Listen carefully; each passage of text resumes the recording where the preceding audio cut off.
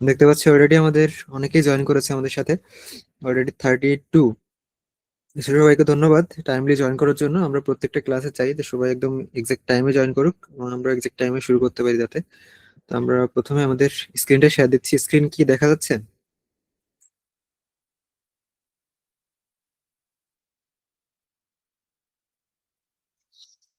আচ্ছা, দেখা যাচ্ছে। জি ভাইয়া। Thank you. আচ্ছা, আপনারা এক দুজন হচ্ছে, আমি যখন কোনো কিছু জিজ্ঞাসা করব তখন আপনারা এক দুজন একটু রেসপন্স করবেন আনমিউট করে। আর বাদ বাকি সবাই কাইন্ডলি মিউট করে রাখবেন, তাহলে সবার কথা শুনতে সুবিধা হবে। আদারওয়াইজ অনেকের কাছে বেঁধে বেঁধে যাবে। ঠিক আছে, তো এই জন্য অন্তত এক দুজন রেসপন্স করলেই হবে, কোনো সমস্যা নাই।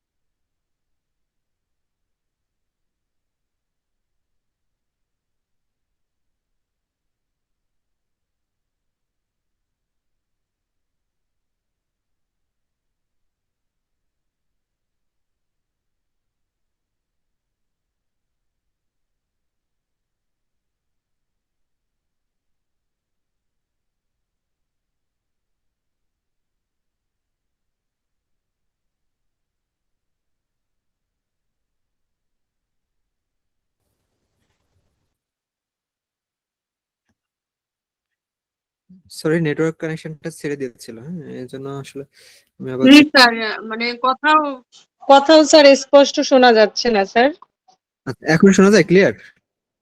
এ- এ- এখন যাচ্ছে যাচ্ছে, জি স্যার। ঠিক আছে, কোনো সমস্যা হলে আমাকে জানাবেন। যার আইডি থেকে প্রবলেম হোক আমাকে জানাবেন।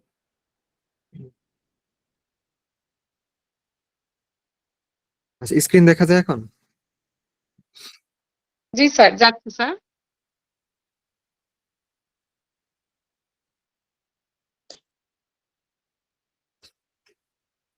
Thank you. আচ্ছা, আমাদের রেকর্ডিং রেকর্ডিং চালু আছে? চালু আছে, ঠিক আছে। তো ধন্যবাদ সবাইকে। আমাদের আজকে আমরা পেডিয়াট্রিক নার্সিং এর কয়েকটা টপিক আমরা শেষ করে দিব, এবং হচ্ছে আমরা কিছু এমসিকিউ প্র্যাকটিস করব গত ক্লাস এবং আজকের ক্লাস মিলায়। আহ সো আজকের ক্লাসে সবাইকে স্বাগতম। সো প্রথমে আমরা দেখি নিওনেটাল সিজার। তো পেডিয়াট্রিক নার্সিং নিয়ে আমরা সবাই মোটামুটি পরিচিত। হ্যাঁ, তো পেডিয়াট্রিক নার্সিং সাধারণত বাচ্চাদের যে সমস্যাগুলো থাকে সেই সমস্যাগুলো থেকে একটা কোশ্চেন আসে। সমস্যা বা ডিজিজ থেকে একটা কোশ্চেন আসে, এবং ম্যানেজমেন্ট থেকে একটা কোশ্চেন আসে, এবং হচ্ছে এনালিটিক্যাল বেস। এনালিটিক্যাল বেস কোন একটা উদাহরণ দিয়ে সেখান থেকেও একটা কোশ্চেন আমরা দেখি, এবং আরেকটা কোশ্চেন আসে বেসিক থেকে, যে কোনো জায়গা থেকে বেসিক কোনো টার্ম বা হচ্ছে আহ, সাম্প্রতিক কোনো নিওনেটাল বা হচ্ছে পেডিয়াট্রিক রিলেটেড কোনো কিছু, এরকম জায়গা থেকে আসে। তো আমরা চেষ্টা করব সব জায়গা থেকেই আমরা কভার করে দেওয়ার, এবং এর মধ্যে থেকে আশা করা যায় প্রত্যেকটা পরীক্ষা আসবে। এবং গত কয়েকটা বছর আমরা যে নার্সিং এর লাইসেন্সের জন্য ট্রাই করছি, ক্লাস নিচ্ছি, তো এখান থেকে দেখা যায় যে সর্বোচ্চ কমন পড়ে। তো আপনারাও হয়তো বা আমরা আশা করি যে পাবেন কমন। তো আমরা দেখি নিওনেটাল সিজার। নিওনেটাল সিজার বলতে কি বোঝাচ্ছে? সিজার মানে কি? সিজার মানে হচ্ছে বাংলা কথায় যাকে বলে খিঁচুনি, তাই না? তো নিওনেটাল সিজার মানে হচ্ছে যে কোনো বেবি জন্মের পর, হ্যাঁ, জন্মের পর। রাতে দিও। কাইন্ডলি সবাই একটু মিউট মিউট করে রাখবেন, আদারওয়াইজ অন্যদের সমস্যা হবে। আপনাদের বাইরের সাউন্ড গুলো আমাদের এখানে শোনা যাচ্ছে, সো একটু মিউট করে রাখেন। যখন আমি কোনো কিছু জিজ্ঞাসা করব তখন আনমিউট করে আপনারা একটু রিপ্লাই করবেন, বা কোনো সমস্যা হলে তখন রিপ্লাই করবেন, আদারওয়াইজ মিউট রাখেন। আচ্ছা, তো নিওনেটাল সিজার বলতে বোঝাচ্ছে যে নিওনেটদের সিজার। হুম, মানে নিওনেটদের যে খিঁচুনি হয় সেটাকে বলা হচ্ছে নিওনেটাল সিজার বাংলা কথায়। আচ্ছা, এখন দেখি নিওনেট কারা। নিওনেট হচ্ছে, আমরা ধরি যে জন্ম থেকে 28 দিন পর্যন্ত, হুম, যে 28 দিন পর্যন্ত কোনো বেবিকে আমরা কি বলি? নিওনেট বলে থাকি। তো নিওনেটদের এই জন্ম থেকে 28 দিন পর্যন্ত যারা শিশুরা আছে তাদের যেই খিঁচুনি হয়, হ্যাঁ, এটাকে আমরা আলাদা একটা টার্মে পড়ি, সেটা হচ্ছে নিওনেটাল সিজার। ঠিক আছে, তো এখন দেখি কি বলছে এখানে। Seizure occurring within first 28 days of life due to multiple neurological or metabolic causes. আচ্ছা, এখন কথা হচ্ছে যে এই নিওনেটাল সিজারটা কেন হয়। হুম, এর দুইটা কজ, মেইনলি দুইটা কজ। কি কি কজ? দুইটা কারণ। একটা কারণ হচ্ছে নিউরোলজিক্যাল, সেটা হতে পারে আমাদের নিউরো ট্রান্সমিটার রিলেটেড, বা আমাদের কোনো নার্ভাস সিস্টেমের কোনো ডিজিজ রিলেটেড, অথবা আমাদের ব্রেন সেরেব্রাল হেমিস্ফিয়ার, বা আহ, এই দুটো সাইড বা এই তিনটে সাইড থেকে আমাদের নিউরোলজিক্যাল সমস্যা হতে পারে। আরেকটা হচ্ছে মেটাবলিক কজেস। মেটাবলিক কজেস কি? মেটাবলিক কজেস বলতে বোঝাচ্ছে যে বডিতে মেটাবলিক অ্যাসিডোসিস বা মেটাবলিক মেটাবলিক অ্যালকালোসিস, হ্যাঁ, এই দুইটার কারণে অনেক সময় নিউনেটাল সিজার হতে পারে। ঠিক আছে, তো আমরা অ্যাডাল্ট মেডিকেল সার্জিক্যাল নার্সিং এ হয়তো আমরা পড়েছি মেটাবলিক অ্যালকালোসিস কি, মেটাবলিক অ্যাসিডোসিস কি। তো এখানে বিস্তারিত এটা না বলি। তো মেটাবলিক কারণেও আমাদের কি হতে পারে, নিউনেটাল সিজার হতে পারে। আচ্ছা, এখন কথা হচ্ছে একটা প্রশ্ন, যে আমাদের বডির মেইন মেটাবলিক অর্গান কোনটা? বলেন তো দেখি, কে পারেন? লিভার। কে বলছিলেন?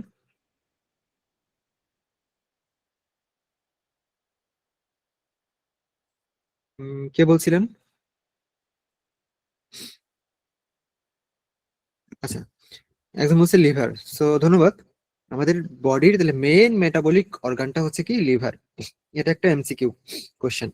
ইভেন এই এমসিকিউটা অন্যভাবেও আসে, যে আমাদের বডিতে সব থেকে বড়, হ্যাঁ, সব থেকে বড় কি অর্গান কোনটা? তখন কি হবে বলেন তো, সব থেকে বড় অর্গান? লিভার। স্কিন হবে সব থেকে বড় অর্গান স্কিন। স্কিন, আর সব থেকে যদি গ্ল্যান্ড বলে তাহলে তো হুম, লিভার হবে। গ্ল্যান্ড বড় হচ্ছে লিভার। আচ্ছা, আর কেউ কোনো ভিন্ন মত? তাহলে পিটুইটারি গ্ল্যান্ডকে মাস্টার গ্ল্যান্ড বলা হয় কেন? কারণ এটা both exocrine and endocrine role play করে, এই জন্য। আচ্ছা, আর কেউ, আর কোনো অভিমত?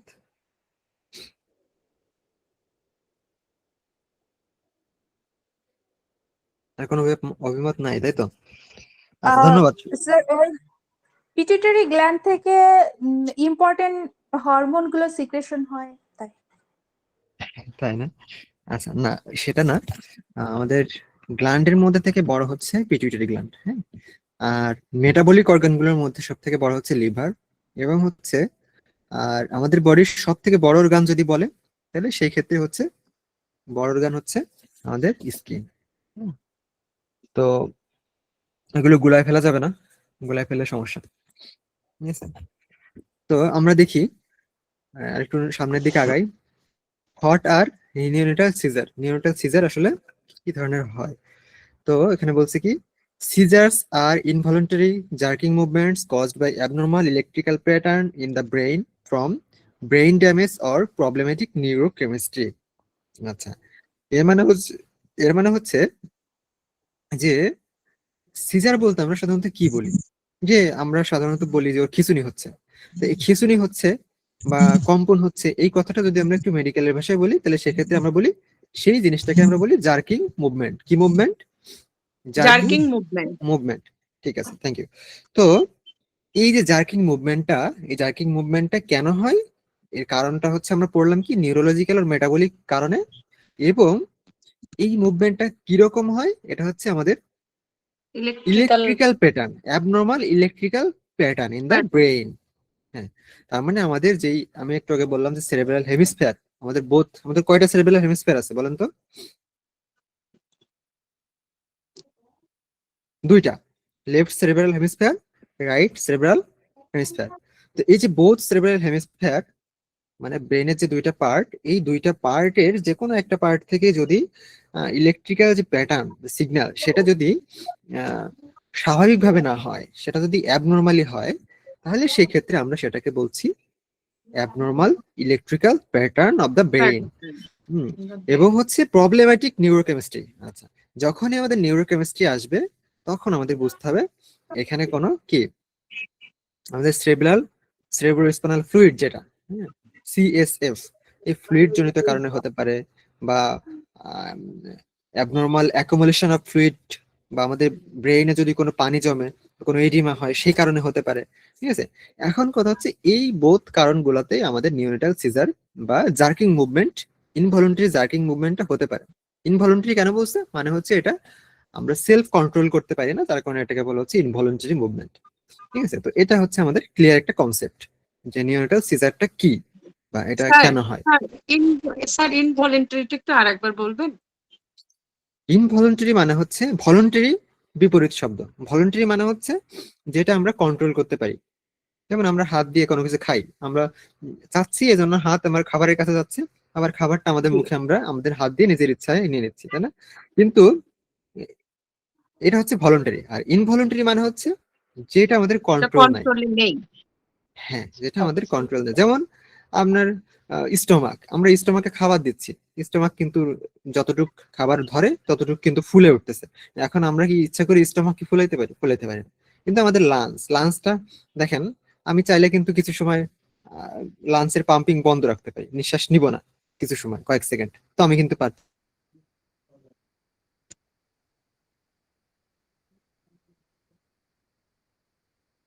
কথা শোনা যাচ্ছে না।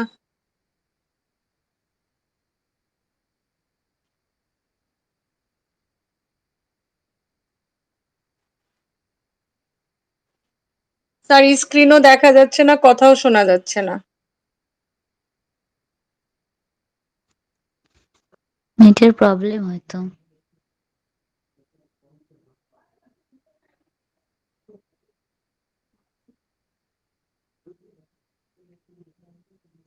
ক্লাস কখন শুরু হয়েছে?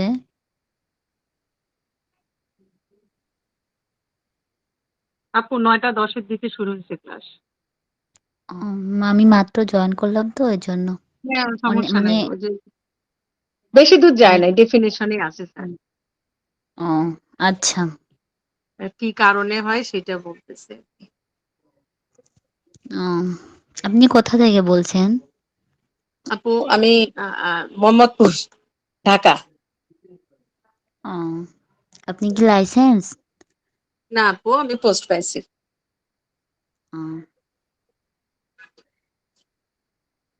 ভালো। জি আচ্ছা, নেটওয়ার্ক প্রবলেম হতে পারবে। শোনা যাচ্ছে এখন? জি যাচ্ছে স্যার। স্যার, কিন্তু স্ক্রিনশট দেখা যাচ্ছে না। হ্যাঁ, আমি শেয়ার দিচ্ছি, সমস্যা নেই। Okay sir.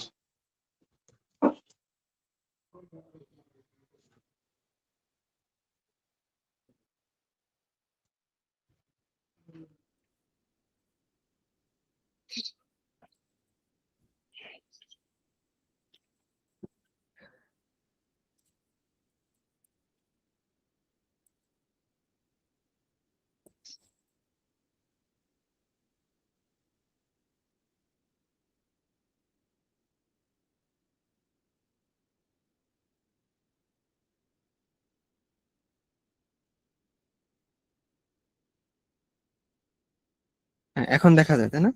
জি স্যার, জি স্যার, দেখা ঠিক আছে, যাচ্ছে। আচ্ছা। এখন কথা হচ্ছে আমরা যে নিউরোটাল সিজারের যেই মেইন কনসেপ্ট, হ্যাঁ, সেই কনসেপ্টটা আমরা মোটামুটি ক্লিয়ার হয়েছে। তো এখন দেখি যে নিউরোটাল সিজার যদি হয়, তাইলে কি কি সমস্যা হতে পারে, আমরা বেবি সাধারণত কি কি ধরনের সমস্যা দেখি। হ্যাঁ, তো এখানে আমরা দেখছি যে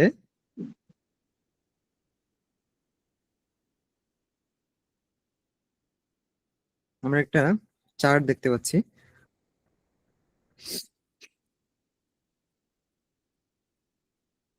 তো এই চার্টটা একটু ইম্পর্টেন্ট, সবাই একটু এখান থেকে একটু মনোযোগ দিই। তো আমরা নিউরোটাল সিজারের কিছু এটিওলজি বা কজেস দেখতে পাচ্ছি। তো কজেসের মধ্যে আমরা দুইটা কজেস পড়েছি আগে, একটা হচ্ছে মেটাবলিক আর ইলেকট্রিক্যাল ডিস্টারবেন্স। তো এখানে আরো কিছু কজেস আমরা দিয়েছি। তো তো এই কজেস গুলা কি কি? এই কজেস গুলো হচ্ছে এইচআইই বা স্ট্রোক, আইসিএইচ, দেন হচ্ছে ইনফেকশনস, দেন হচ্ছে genetic epilepsy syndrome, congenital CNS malformation, এবং হচ্ছে ইনবর্ন ইরর্স অফ মেটাবলিজম। তো এই বিষয়গুলোর মধ্যে আমরা অতটা না যাই। তো আমাদের মেইন ফোকাস হচ্ছে যে আমরা যেই তিনটা এখানে পড়েছি এই তিনটা থেকেই সাধারণত কোশ্চেন হয়, যে মেইন কজেস হচ্ছে একটা ইলেকট্রিক্যাল প্যাটার্ন, আর একটা হচ্ছে ব্রেইন ড্যামেজ, হ্যাঁ, বা প্রবলেমেটিক নিউরোকেমিস্ট্রি, যেটা সিএসএফ বা সেরেব্রোস্পাইনাল ফ্লুইডের কারণে হতে পারে বা ব্রেন ইডিমার কারণে হতে পারে। আচ্ছা, এখন দেখি যে ম্যানেজমেন্ট। তো ম্যানেজমেন্ট জানার আগে আমাদের জানা উচিত যে আসলে কোন একটা বেবির সিজার হচ্ছে বা কাঁপুনি হচ্ছে, কাঁপুনি দেখে আমরা সেটাকে নিওনেটাল সিজার বলবো কিনা, যে কোন পর্যায়ে আমরা তাকে নিওনেটাল সিজার বলবো। অনেক সময় হচ্ছে বেবি হচ্ছে সাধারণভাবেই কাঁপুনি হয় বা সাধারণভাবেই কান্না করার সময় কাঁপুনি দিচ্ছে, বাট সেটা কোন পর্যায়ে গেলে আমরা সেটাকে নিওনেটাল সিজার বলবো? হ্যাঁ, সেটা হচ্ছে কি, যখন আমরা দেখবো যে না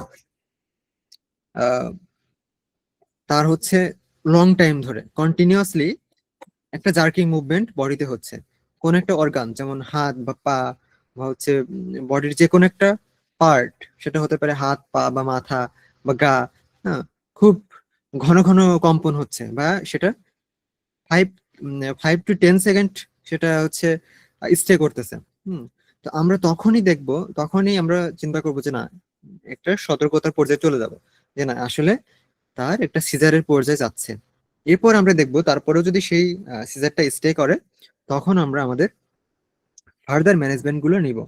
তো ম্যানেজমেন্ট গুলোর মধ্যে আমাদের এখানে কিছু ড্রাগস আছে। সো ড্রাগস গুলো আমরা ডক্টরের প্রেসক্রিপশন অনুযায়ী ইউজ করি, যেমন সাধারণত মিডাজোলাম, হ্যাঁ, বা এটা মাইলাম নামে সাধারণত থাকে।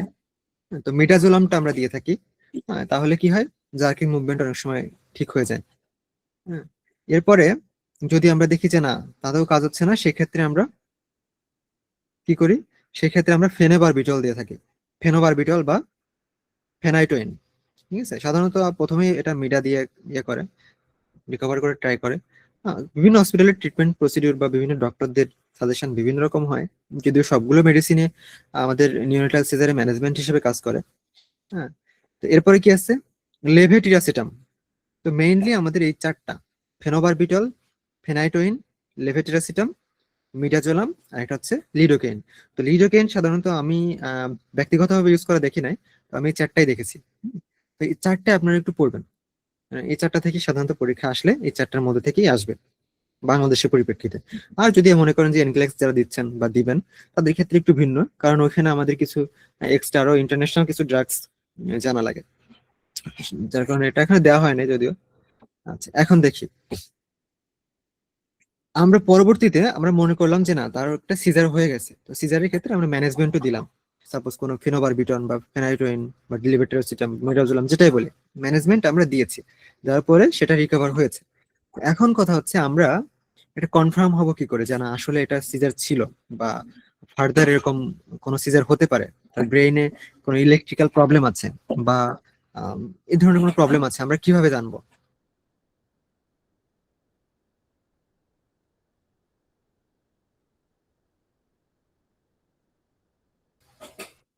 তো এটা হচ্ছে বিষয়।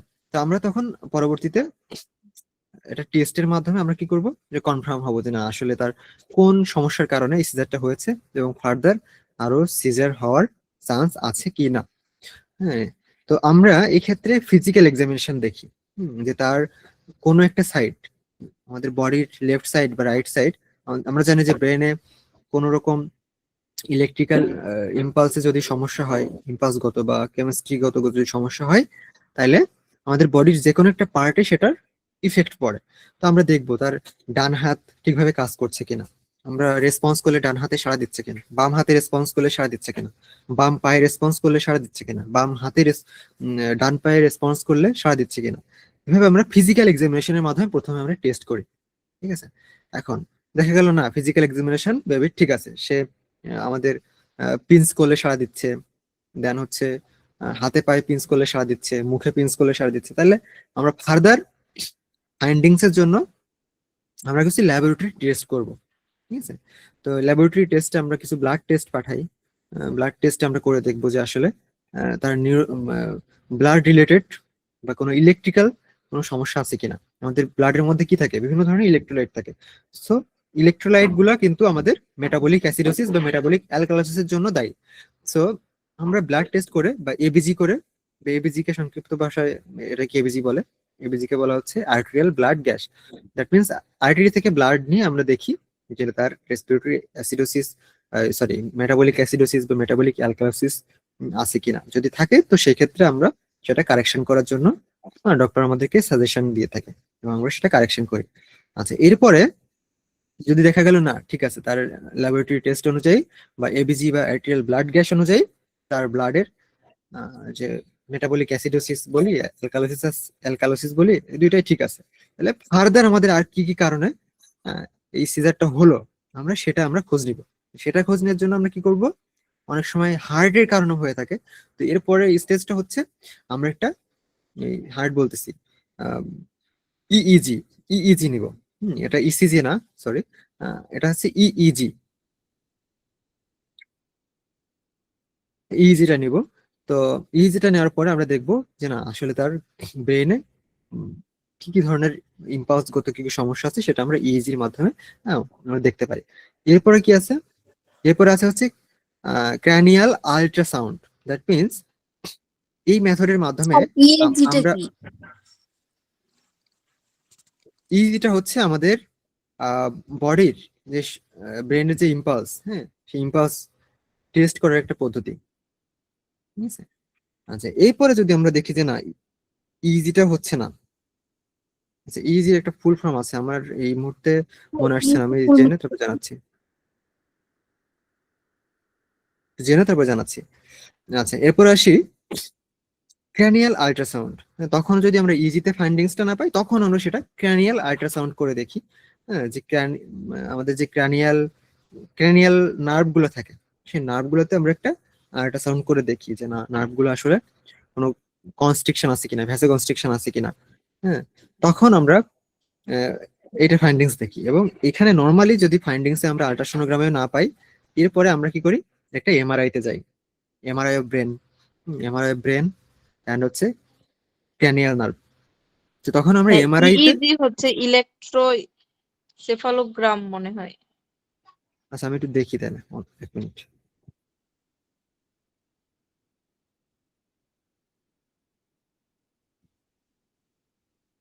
স্যার ক্রেনিয়াল নার্ভের এমআরআই করা হয়?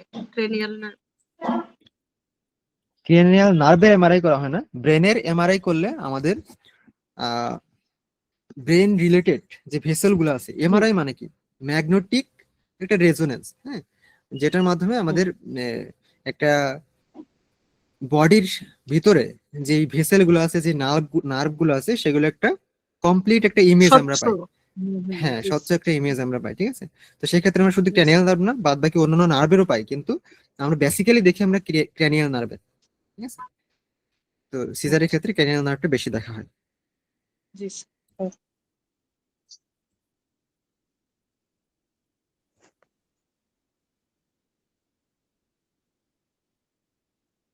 আচ্ছা, যেটা হচ্ছে ইলেকট্রোএনসেফালোগ্রাম। হ্যাঁ, এটার কমপ্লিট হচ্ছে ইলেকট্রোএনসেফালোগ্রাম। হ্যাঁ, নাসরিন শিমু লিখেছে, এটা আমার মাথায় আসছিল না। আচ্ছা, ইলেকট্রোএনসেফালোগ্রাম, হ্যাঁ এটা করে কিভাবে, এটা হচ্ছে আপনার ব্রেনের আপনার কয়টা, চারটা ইলেকট্রোড বসায়, চারটা ইলেকট্রোড বসায়, এটা ইসিজির হচ্ছে মতোই স্যার, মাথার মধ্যে হ্যাঁ হ্যাঁ বসিয়ে। মাথার মধ্যে Right. বসিয়ে দেন হচ্ছে এই জি। করা দেখেছি, বাট আমার টার্মটা মনে আসতেছিল না। যাই হোক, তো এটা হচ্ছে বিষয়। ইজিতে যদি আমরা না পাই এটা, তো সেক্ষেত্রে আমরা এটা এমআরআই তে যাবো। এমআরআই তে আমরা পুরো ভিউটা দেখবো যে আসলে কোন জায়গাগুলোতে সমস্যাটা আছে। দেন আমরা ফাইন্ডিংস এইগুলোর মধ্যে আমরা ফাইন্ডিংসটা আশা করি যে পেয়ে যাই। ঠিক আছে, যদি সিজারটা থাকে। আচ্ছা, এখন দেখি যে আউটকামস। হ্যাঁ, আউটকামসটা the most common neurological consequences of neonatal seizure includes হচ্ছে ডেভেলপমেন্টাল ডিলে। যদি আমাদের এরকম সিজার হয়ে থাকে এবং আমরা যদি ডায়াগনোসিসে পাই যে না এটার একটা স্পেসিফিক কজ আছে, সেটা হচ্ছে আমাদের ব্রেনে ইলেকট্রিক্যাল কোনো সমস্যাজনিত কারণে অথবা যদি মেটাবলিক কোনো কারণে হয়ে থাকে, তো সেক্ষেত্রে আমাদের কি কি সমস্যা হয়? সমস্যাটা হচ্ছে কি, যে বেবির ডেভেলপমেন্টাল ডিলে, মানে যে বয়সে তার হাঁটা শেখার কথা সেই বয়সে সে হাঁটা শিখছে না, যে বয়সে তার কথা বলা শেখার কথা সেই বয়সে সে কথা বলা শিখছে না। হ্যাঁ, বা আমরা সাধারণত জানি 2.5 বছর, 2 থেকে 2.5 বছর বা 3 বছর বয়সে মানুষ বেবিরা হাঁটতে শিখে বা কথা বলতে কমপ্লিটলি কথা বলতে শিখে। বাট এই ডেভেলপমেন্ট গুলা তার অ্যাকচুয়াল ভাবে হচ্ছে না, ঠিক আছে? এরপরেও শুধুমাত্র ডেভেলপমেন্টাল ডিলে না, এরপরে আরো কিছু সমস্যা হয়, যেমন এপিলেপসি। এপিলেপসি মানে কি বাংলা ভাষায় বলে মৃগী রোগ, এক মৃগী কথায় মৃগী রোগ মৃগী বলে। রোগ। হ্যাঁ, হ্যাঁ, স্যার দেখা বাংলাতে যাচ্ছে মৃগী না, রোগ। আপনি যেটা বলছেন স্যার দেখা যাচ্ছে না স্ক্রিনে। দেখা যায়? দেখা যাচ্ছে তো। না স্যার, আচ্ছা, তাহলে আমি জি দেখতে পাচ্ছি দেখা না কেন? যাচ্ছে, ওনার মেবি আচ্ছা নেটওয়ার্কের পাচ্ছি স্যার, প্রবলেম। পাচ্ছি স্যার, হ্যাঁ, হ্যাঁ, পাচ্ছি। তো এটা হচ্ছে এপিলেপসি।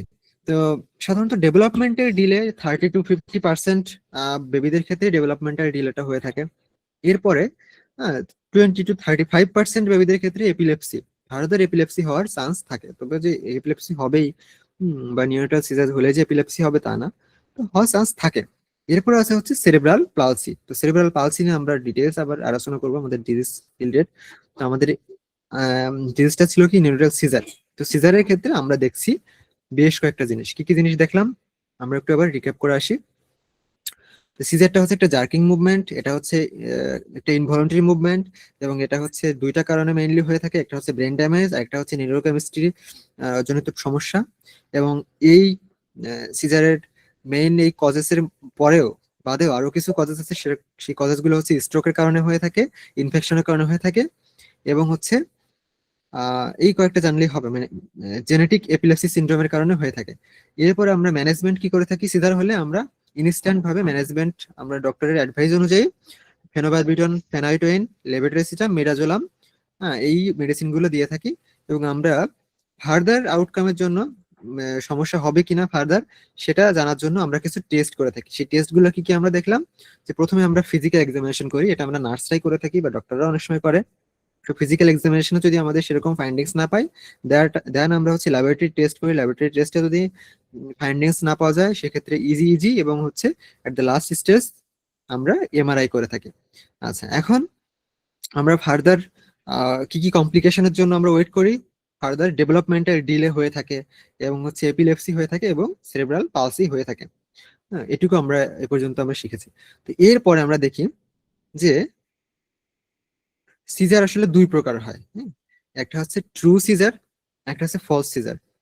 তো এখানে ফলস সিজারটা দেওয়া নেই, যাই হোক। তো ট্রু সিজারটা কি, যে অ্যাকচুয়ালি তার মানে ডায়াগনোসিস করার পর আমরা ট্রু সিজারটা বুঝতে পারি যে না আসলেই তার একটা জার্কিং মুভমেন্ট হয়েছে বা একটা সিজার, নিওনাটাল সিজার হয়েছে। কিন্তু কিছু কিছু ক্ষেত্রে দেখা যায় যে বেবির বিভিন্ন বডি পার্টস গুলা অনেক সময় কোল্ডনেস এর কারণে বা ন্যাচারাল কিছু কারণে, কোল্ডনেস হতে পারে, বা হচ্ছে আশেপাশের পরিবেশের কারণে, বা অক্সিজেন স্বল্পতার কারণে, হাইপোক্সিয়ার কারণে, হ্যাঁ, এই কারণগুলো অনেক সময় বডির কি হয়, কম্পন হয়। তো সেটা দেখে আমরা অনেক সময় বলতে পারি যে এটা হচ্ছে সিজার। বাট সেটাকে আসলে অ্যাকচুয়ালি সিজার বলা হচ্ছে না, সেটাকে বলা হচ্ছে ফলস সিজার।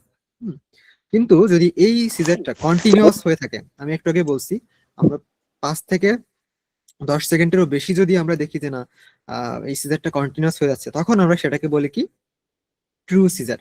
ঠিক আছে? তো false seizure not actually caesar.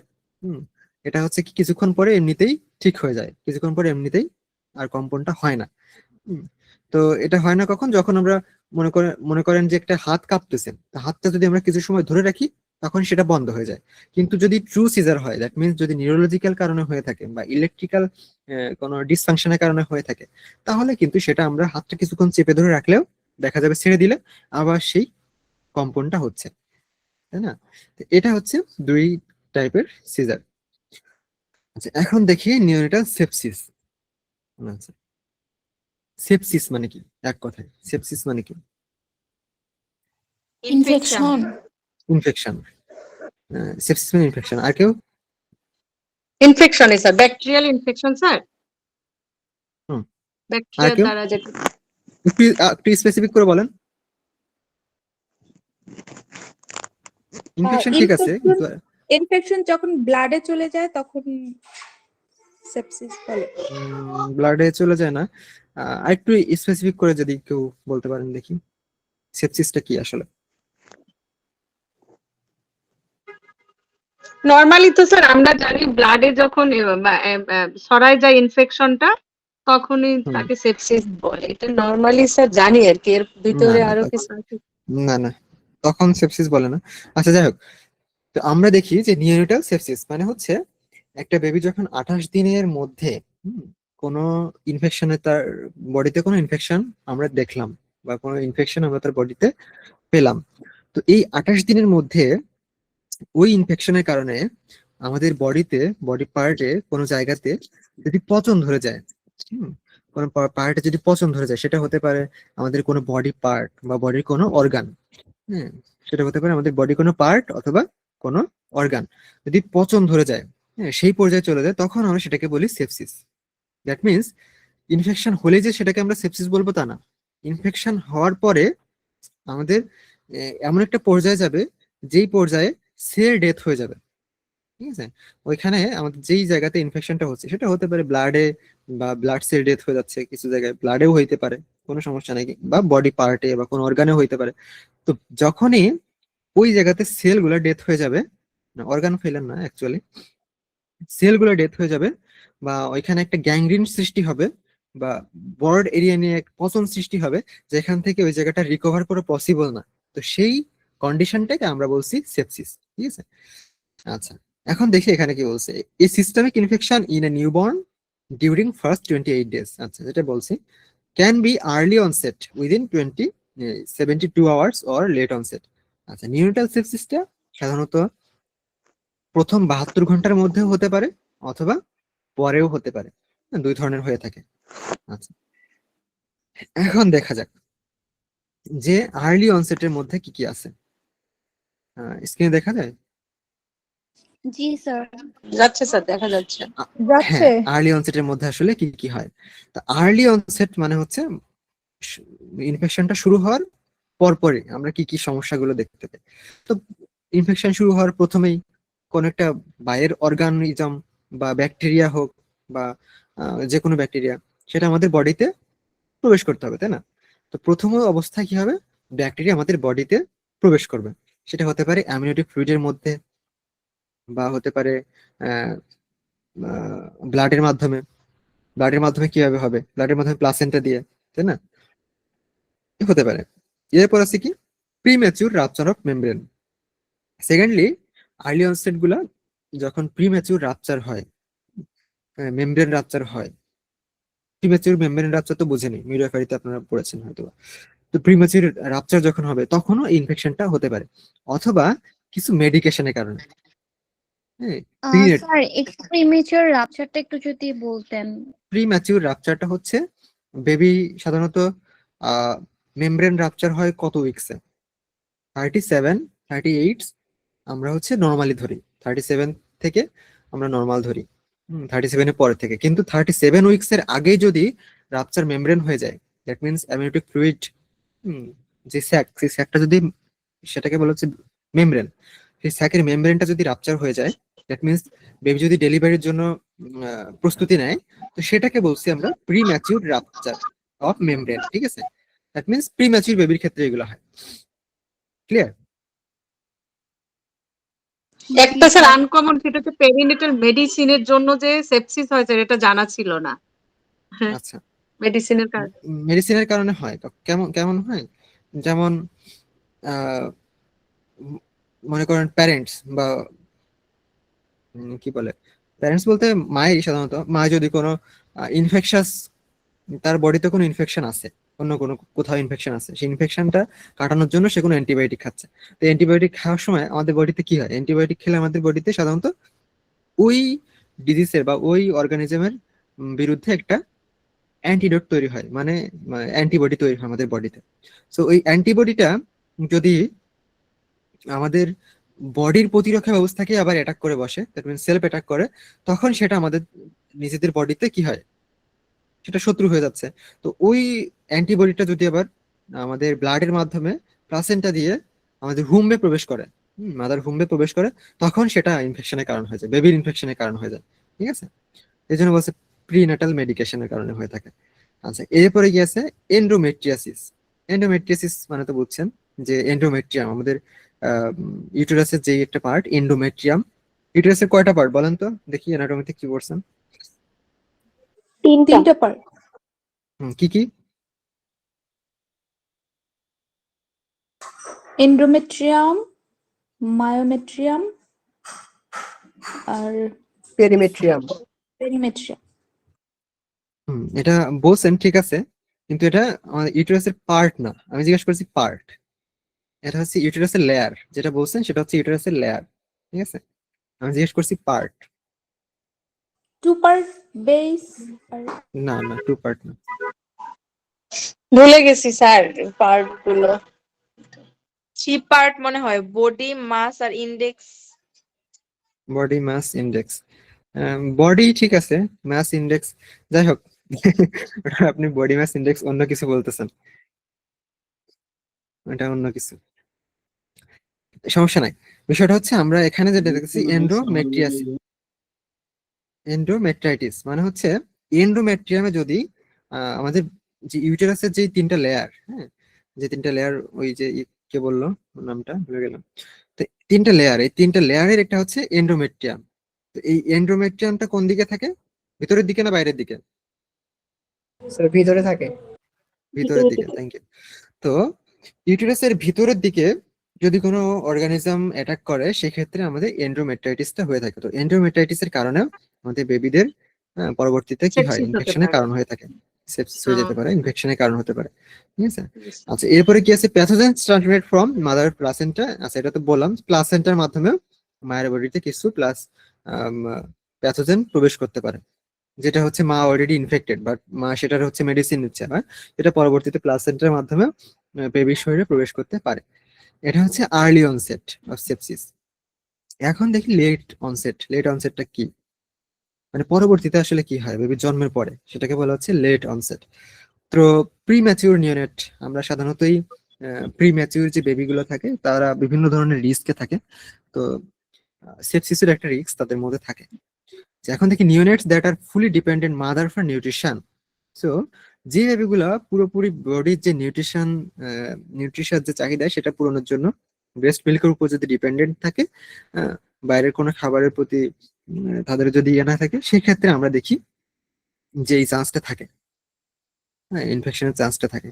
এরপর হচ্ছে ডিউরিং বার্থ কন্টামিনেশন ওকার, এবং জন্মের সময় দেখা যায় বিভিন্ন জায়গাতে আমরা যারা স্বাস্থ্যকর্মী আছি, বিভিন্ন হসপিটালে, বাংলাদেশের সব হসপিটাল তো আর অত অ্যাসেপটিক টেকনিক ফলো করে না। তো নর্মাল যেগুলো হসপিটাল আছে সেখানে যেই পিপি ব্লেড গুলো ইউজ করা হয়, বা যে কর্ড ক্ল্যাম্পিং এর জন্য যে ক্ল্যাম্প গুলো ইউজ করা হয়, বা অন্যান্য ডেলিভারি রিলেটেড যে ইনস্ট্রুমেন্ট গুলো ইউজ করা হয়, সেগুলো দেখা যায় অনেক সময় একদম কমপ্লিট আমরা যেই ওয়েতে অটোকেপ করি ডিসইনফেকশনের জন্য, সেই অটোকেপ সেভাবে হয় না, বা ঠিকভাবে তারা প্রসিডিউর গুলো মেনটেন করে না। হ্যাঁ, যারা স্বাস্থ্যকর্মী আছে তারাও দেখা যাচ্ছে প্রপার এডুকেটেড না। নন নার্স পার্সনদেরকে তারা অনেক সময় দেখা যায় যে সুযোগ দিচ্ছে এসব কাজের জন্য, নন নার্স পার্সনরাও ডেলিভারি করে থাকে। তাদের ক্ষেত্রে কি হয়, এই ডিউরিং বার্থ কন্টামিনেশনটা হয়ে থাকে, এবং এই ডিউরিং বার্থ কন্টামিনেশনটা খুব বিপজ্জনক, এবং এটা সহজে রিকভার করাটা ডিফিকাল্ট হয়ে যায়। হ্যাঁ, অনেক সময় এটা ব্লাডে চলে যেতে পারে। এরপর আছে কি pathogen transmitted from the environment during and after birth. তো আমরা অনেক সময় ভ্যাকুয়াম টিউবের মধ্যে রাখি, বা পরবর্তীতে বেবির যদি প্রিম্যাচিউর বেবি হয় দেখাশোনার জন্য আমরা এনআইসিইউ তে রাখি, সেখান থেকে আমাদের নিওনেটদের কি হতে পারে, সেপসিস হতে পারে। আচ্ছা, এটা সাধারণত লেট যেটা 3 থেকে 30 দিন বয়সে হয়ে থাকে, এবং আর্লি যেটা সেটা হয়ে থাকে কয়দিন, প্রথম 3 দিনের মধ্যে, দ্যাট মিনস 72 ঘন্টা 5 দিন স্যার। উইদিন। আর হ্যাঁ, ও উইদিন সরি 70 72 ঘন্টা 72 ঘন্টা উইদিন 72 আওয়ার্স, এবং লেটটা হচ্ছে 3 থেকে Hours। 30 দিনের মধ্যে হয়ে থাকে। ঠিক আছে, তো এই জিনিসগুলো মোটামুটি ইম্পর্টেন্ট। আচ্ছা, এখন দেখি কি কি প্যাথোজেনের কারণে নিওনেটাল সেপসিস গুলো হয়ে থাকে, মানে কোন কোন প্যাথোজেন গুলো দায়ী। তো স্বাভাবিকভাবেই হচ্ছে গ্রুপ বি স্ট্রেপ্টোকক্কাস। হ্যাঁ, এটাকে সাধারণত জিবিএস নামে আমরা চিনি। এটা মোস্ট কমন। গ্রুপ বি স্ট্রেপ্টোককাসটা হচ্ছে মোস্ট কমন। এছাড়াও ইকলাইয়ের মাধ্যমে হয়ে থাকে, স্টাফাইলোকক্কাসের মাধ্যমে হয়ে থাকে, এবং লিস্টেরিয়া আর ভাইরাস এর কি আপনার হচ্ছে, ভাইরাসেস। না না ওইটা না, ইকোলাই, যেটা ইকোলাই হচ্ছে আমাদের নর্মালি আমাদের জেনিটাল এরিয়া গুলোতে থাকে। হ্যাঁ, এটাকে নর্মাল ফ্লোরা হিসেবে আমরা চিনি ইকোলাই। কিন্তু এটা যদি আমাদের বডিতে থাকা অবস্থায়ও যদি ইনফেকশনের কারণ হয়, যদি এটার পরিমাণ বেড়ে যায়, পরিমাণ কন্ট্রোলে না থাকে, সেক্ষেত্রে আমাদের বডিতে প্যাথোজেনেসিসের কাজ করে থাকে।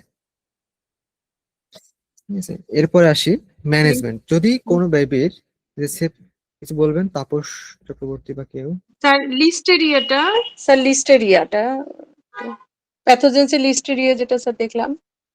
হ্যাঁ, লিস্টেরিয়া একটা প্যাথোজেন, লিস্টেরিয়া গনোরাই বা লিস্টেরিয়া, হ্যাঁ এই টাইপের। তো এটা সাধারণত আমাদের আশেপাশের যেই পরিবেশ, যেমন হচ্ছে বিশেষ করে মাটি বা মাঠ, মাটিতে থাকে বা মাঠে থাকে লিস্টেরিয়াটা, ঠিক আছে, এর মাধ্যমেও ছড়িয়ে থাকে। স্টাফাইলোকক্কাস, ইকলাই, প্রত্যেকটা হচ্ছে একটা প্যাথোজেনের নাম। ইকলাই হচ্ছে ইশরেশিয়া কোলাই, ঠিক আছে, আর জিবিএস তো গ্রুপ বি স্ট্রেপ্টোকক্কাস, ঠিক আছে। স্যার এইচজিবিএস তো গ্লোবালি সিনড্রোম তো না স্যার, না না না না স্যার? না, গ্রুপ বি হ্যাঁ গ্রুপ বি স্ট্রেপ্টোকক্কাস। স্যার।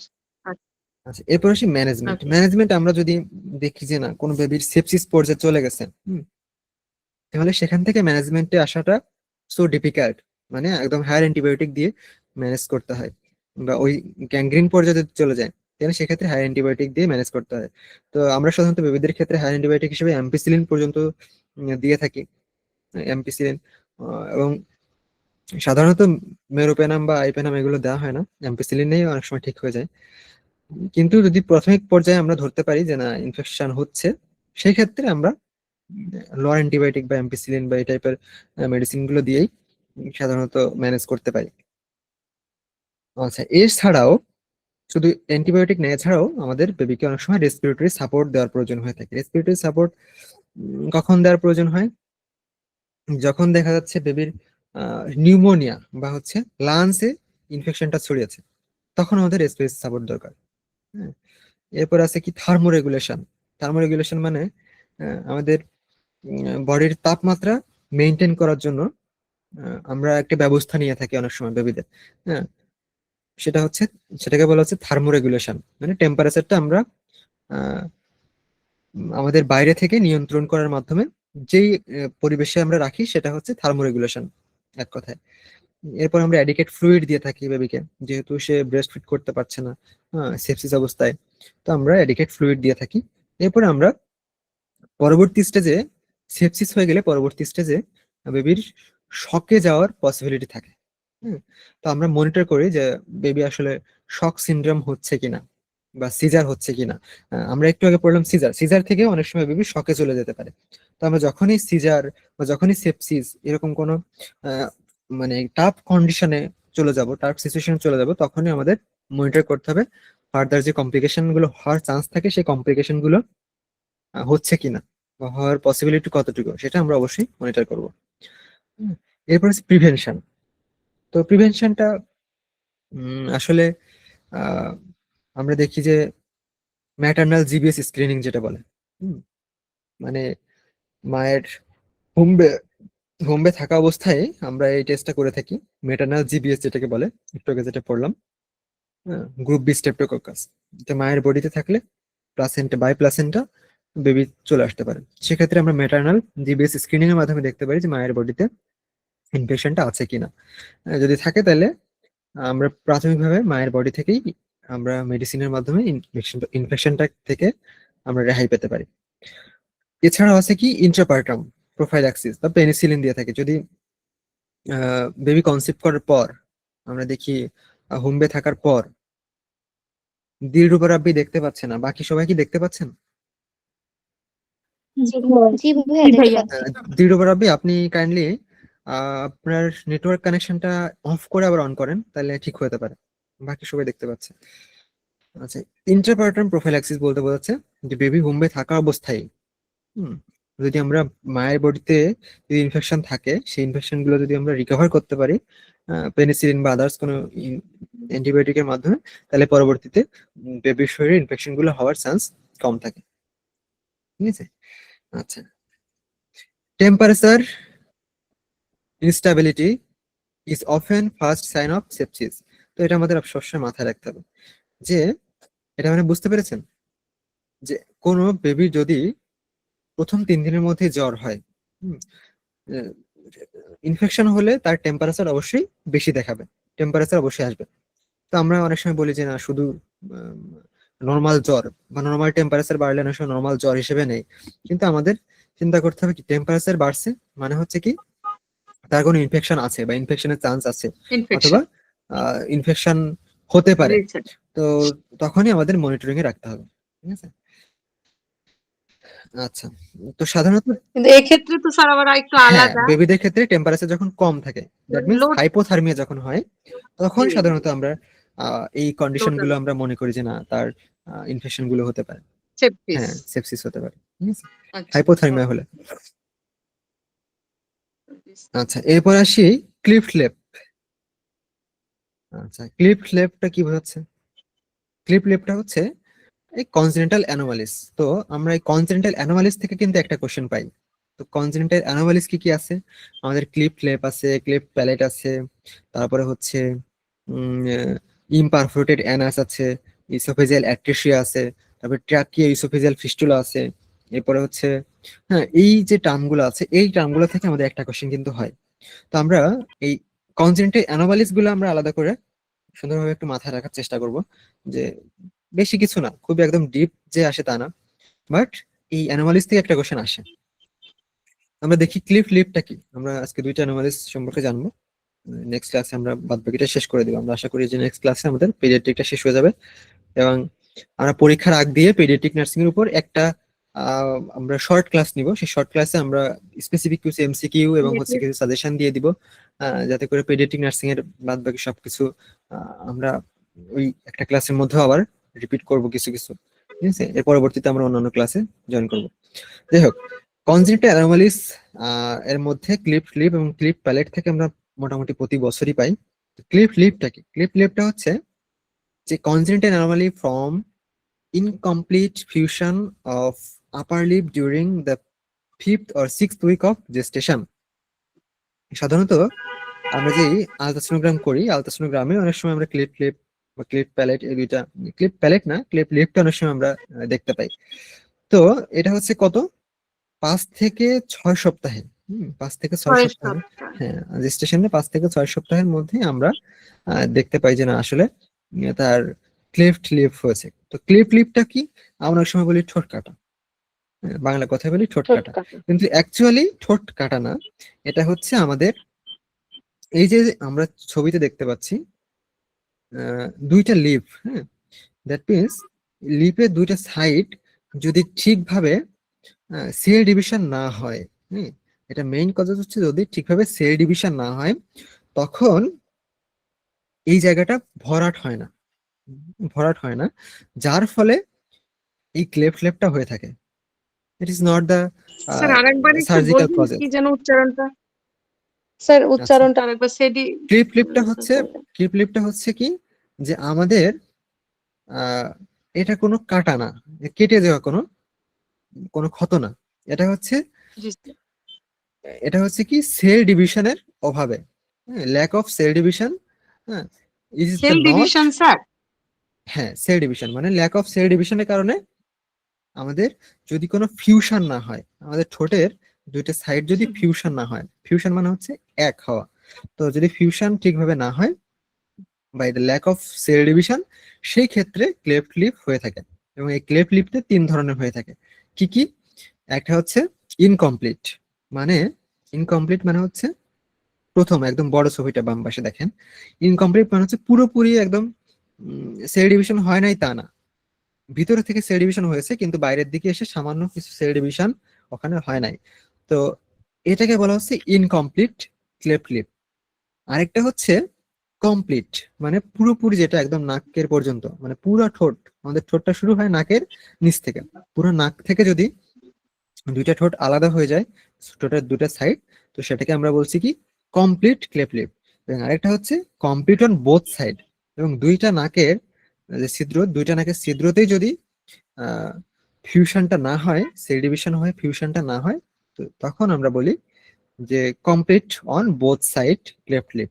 ঠিক আছে, তো এই তিনটা পার্ট আমাদের একটু মাথায় রাখতে হবে। আচ্ছা, এখন দেখি ক্লিনিক্যাল ফিচার্স। তো ক্লিনিক্যাল ফিচার্স আমরা তো দেখলামই, যে ভিজিবল, এটা সাধারণত ফিজিক্যালি আমরা দেখতে পারি যে তার ঠোঁট পুরোপুরি ভাবে অ্যাডজাস্ট হয় নাই এবং দুইটা সাইড আলাদা হয়ে আছে। তো এই ক্ষেত্রে আরো কি কি সমস্যা হয়? ডিফিকাল্টি উইথ সাকিং, বেবি কি করতে পারে না, ফিডিং করতে পারে না ঠিকভাবে, তো ফিডিং ডিফিকাল্টি হয়। এবারে হচ্ছে নেজাল ডিফর্মিটিস, মানে আমরা সাধারণত নাক দিয়ে নাকের ময়লাগুলো বের হওয়ার জন্য নাকের একটা রাস্তা থাকে, তো সেই রাস্তাগুলো যখন কমপ্লিট আর বোথ সাইড কমপ্লিট সিসেশন হয়, তো সেক্ষেত্রে আমরা দেখি যে নাকের ময়লাগুলো অনেক সময় মুখের দিয়ে চলে আসতেছে, তো এই ক্ষেত্রে নেসাল ডিফর্মিটিস এটাকে বলা হচ্ছে। ঠিক আছে, তো এখন কথা হচ্ছে যে এই যে সমস্যাটা হলো, এই নেজাল ডিফর্মিটিসটা হচ্ছে নেজাল, নাকের যে ময়লাগুলো সেটা মুখে চলে আসে। হ্যাঁ, স্যার আরেকটু নেসাল যদি ডিফর্মিটিস, বলেন। হ্যাঁ, নাকে দেখেন যে কমপ্লিট আর দেখেন কমপ্লিট এবং বোথ বোথ সাইড কমপ্লিট, তো এই জি দুইটাতেই স্যার, দেখেন নেজাল যেই ক্যানেল, সেই নেজাল ক্যানেলটা পুরো মুখের সাথে অ্যাটাচ হয়ে যায়। ওই লাগানো ক্ষেত্রে স্যার, জি স্যার, জি নাক স্যার, এবং মুখ, হ্যাঁ মুখ এবং একসাথে হয়ে যায়, তো সেক্ষেত্রে জি। আমরা শ্বাস প্রশ্বাস নেওয়ার ক্ষেত্রে আহ শুধু আমরা নাক ইউজ করি, কিন্তু এখানে দেখা যাচ্ছে যে শ্বাস প্রশ্বাস নেওয়ার ক্ষেত্রে আমাদের মুখও সেই ক্ষেত্রে কাজ করছে, এবং নাকের মুখের যে আমাদের স্যালাইভা গুলো আছে সেগুলো অনেক সময় নাকে গিয়ে সমস্যা সৃষ্টি করে, আমাদের আহ শ্বাস প্রশ্বাসের ক্ষেত্রে সমস্যা সৃষ্টি করতে পারে যদি আমরা প্রপার পজিশনে না রাখি। এটা আমরা আসতেছি একটু পরে। তো এখন দেখি ক্লিনিক্যাল ফিচার গুলো দেখলাম, এখন দেখি সার্জিক্যাল রিপেয়ার বা কিভাবে আমরা তাহলে ম্যানেজমেন্ট করব। তো ক্লিফট লেপ এবং ক্লিফট প্যালেট, এই দুইটা জিনিসই আমরা রিপেয়ার করার জন্য অবশ্যই আমাদের সার্জিক্যাল প্রসিডিউরে যেতে হবে, আদারওয়াইজ এটা আসলে রিপেয়ার করা পসিবল না। তো সার্জিক্যাল প্রসিডিউরের মাধ্যমে আমরা এটা ঠিক করতে পারি, এবং এই প্রসিডিউরটার নাম হচ্ছে সেইলোপ্লাস্টি। ঠিক আছে, তাহলে সার্জিক্যাল রিপেয়ার এই প্রসিডিউরটার নাম হচ্ছে সেইলোপ্লাস্টি। এর মাধ্যমে আমাদের এই ঠোঁটটা কেটে ওখানে অ্যাডজাস্ট করে দেওয়া হয়। ঠিক আছে, এটা সুসাদ দিয়ে অ্যাডজাস্ট করে দেওয়া হয়। ইউজুয়ালি আমরা যখন দেখি যে বেবিদের বয়স 3 মাস, হ্যাঁ ইউজুয়ালি 3 মাস থাকে, তখন আমরা সাধারণত 3 মাস পর গিয়ে এই সার্জিক্যাল প্রসিডিউরটা করি। হ্যাঁ, তো এটা আমরা 3টা রুল আছে। 10 উইকস ওল্ড, 10 পাউন্ড ওয়েট, এটাকে বলা হচ্ছে এলবিএস, মানে হচ্ছে পাউন্ড। হ্যাঁ, স্যার আইবিএস। আই না এল, আমি তো জানি এল। আচ্ছা, এলবিএস মানে ওটা হচ্ছে পাউন্ড হিসাব করা হয়। 10 weeks 10 pound and 10 gram per decilitre যদি হিমোগ্লোবিন থাকে, তাহলে আমরা এই সার্জিক্যাল প্রসিডিউরটা তখন আমরা শুরু করি। দ্যাট মিনস সার্জিক্যাল প্রসিডিউরের জন্য এটা হচ্ছে আমাদের কন্ডিশন, এক কথায় রুল অফ 10। তো আমাদের কোশ্চেন আসতে পারে যে রুল অফ 10 কি? তো এটা হচ্ছে আমাদের সার্জিক্যাল রিপেয়ারের জন্য কন্ডিশন, এটাকে বলা হচ্ছে রুল অফ 10। তো এটা আমরা দেখি যে তার অন্ততপক্ষে 10 উইক, 10 উইকস বয়স হওয়া লাগবে। 10 উইকস মানে কি, 10 উইকস আপনার হচ্ছে 70 দিন নাকি, তো ওরকম, তো 70 দিনের বেশি হইতে হবে। ইউজুয়ালি আমরা 3 মাসের পরে এটা করি, তবে 70 দিন অ্যাট লিস্ট, দ্যাট মিনস 2 মাস 10 দিন অ্যাট লিস্ট। আচ্ছা, এরপরে 10 পাউন্ড ওয়েট হতে হবে এবং 10 গ্রাম পার ডেসিলিটার হিমোগ্লোবিন থাকতে হবে। আচ্ছা, এখন কথা হচ্ছে যে তাহলে আমরা নার্সিং এর ক্ষেত্রে প্রি অপারেটিভ কি কি কেয়ার নেব বেবির। তো এটা সাধারণত এই জায়গা থেকে অ্যানালিটিক্যাল কোশ্চেন হয়। হ্যাঁ, প্রি অপারেটিভ নার্সিং কেয়ার, এই জায়গা থেকে আমাদের অ্যানালিটিক্যাল কোশ্চেন হয়। কিরকম অ্যানালিটিক্যাল কোশ্চেন?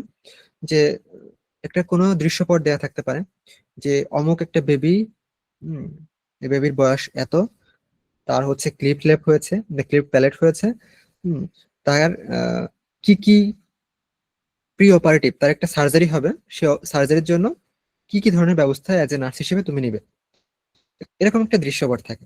তোমার অপশন গুলোতে তোমার এই জিনিসগুলো থাকতে পারে, যে fit in upright position, that means মাথাটা সবসময় উপরের দিকে থাকবে এবং বডির অন্য পার্টটা নিচের দিকে থাকবে।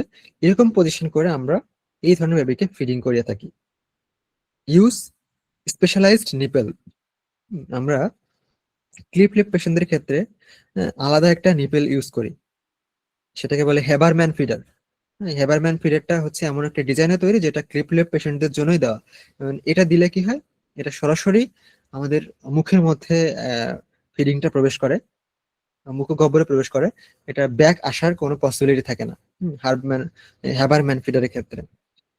আদারওয়াইজ যদি আমরা আপরাইট পজিশন না রাখি এবং নর্মাল নিপেল দিয়ে যদি তাকে ফিডিং করানোর ট্রাই করা হয়, সেক্ষেত্রে দেখা যাবে কি, যেহেতু আমাদের নাকের ছিদ্র আর মুখের ছিদ্র সেম, মানে দুইটা জায়গায় ফিউশনটা ঠিকভাবে হয় নাই, তো এই জন্য মুখ থেকে আমাদের শ্বাসনালীতে খাবারের পার্টস গুলো যেতে পারে এবং গিয়ে পরবর্তীতে নিউমোনিয়া বা আরো ফার্দার কমপ্লিকেশন হতে পারে। তো এই জন্য আমাদের পজিশনটা এক্ষেত্রে খুব গুরুত্বপূর্ণ, ফিডিং পজিশন এবং হচ্ছে স্পেশালাইজড নিপেল।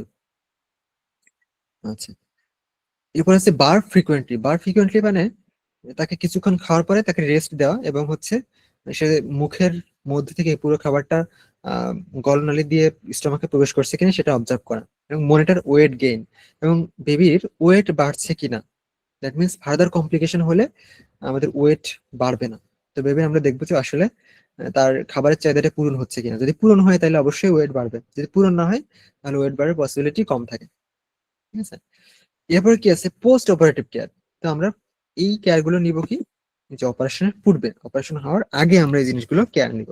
এবং আরো কিছু অপারেশনের পূর্বে আমরা পেশেন্ট পার্টিকে আমরা বলে নিব যে অপারেশনের আগ পর্যন্ত তাকে আমরা এইভাবে খাওয়াতে হবে, এবং পেশেন্ট পার্টিকে আমরা এই জিনিসগুলো কাউন্সিলিং করব এবং এই জিনিসগুলো বুঝাই দিব যে যদি এভাবে খাওয়ানো না হয়, এই ব্যবস্থাগুলো যদি না নেওয়া হয়, তাহলে পরবর্তীতে খাবারটা তার লাঞ্চে যেতে পারে বা এর মাধ্যমে ফার্দার ইনফেকশন বা নিউমোনিয়া হতে পারে। এই জিনিসগুলো আমরা পেশেন্ট পার্টিকে বুঝাই দিব। এটাও একটা প্রি অপারেটিভ নার্সিং কেয়ারের মধ্যে পড়ে। তো আমরা দেখি পোস্ট অপারেটিভ কেয়ার, যে অপারেশন হয়েছে, সার্জিক্যাল প্রসিডিউরটা কমপ্লিট, এরপরে আমরা কি করব, এরপরে আমরা যেই সুসারটা আমরা বেবির মুখে দিব সেই সুসারটাকে প্রোটেক্ট করার জন্য আমরা কিছু ব্যবস্থা নিব।